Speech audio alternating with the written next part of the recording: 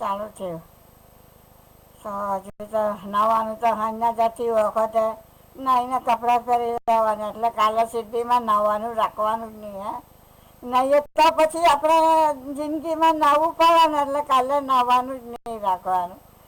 ચાલો હવે જે તો હવે તે મીના આવવા તૈયાર થઈ ગયેલી છે, એટલે વાંધો નથી. ને હવે જ્યારે આવીએ ત્યારે 2 જણા છે, એટલે પછી હવે પકડવું જે બસ પકડવા જેવું લાગે ત્યારે. હવે છે તે પાત્રા તરી કાઢ્યા, તૈયારી કરેલી છે, પૂરા હાંજના કરી મૂકવાની છે. બીજું તો ત્યાં ખાવાનું મળે જ ને, પણ વળી ચાલતા જવું પડે ને, ગયા ને નહીં ગયા ને બસમાં જોઈએ તો ખરું ત્યાં થોડું ઘણું ચગાડવા વાળું. તો હવે આ વખતે શું આપવાના છે બંને જણા? હે દોડાવ કર્યા કરે, પણ કંઈ કરતા કંઈ કરે નહીં મારે સારું.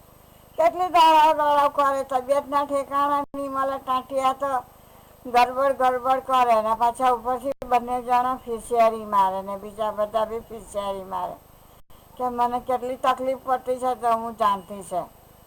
હવે બધા ધંધા બંધ કરી, આટલું જ જાણવાનું છે. હવે તારે છે તો તારી 24મી તારીખ પહેલા આવી જ જવાનું છે. બીજી ત્રીજી કોઈ વાત મેં સાંભળવા માંગતી નથી.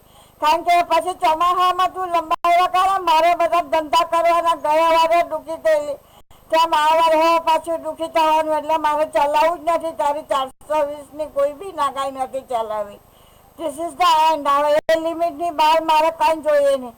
નહીં તો તારે મારે પછી કોઈ સંબંધ નહીં. હવે દુઃખી કરવા વાળે 420નું શું કામ છે?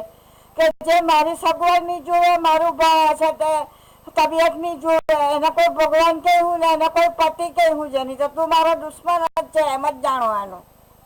ચાલ બસ.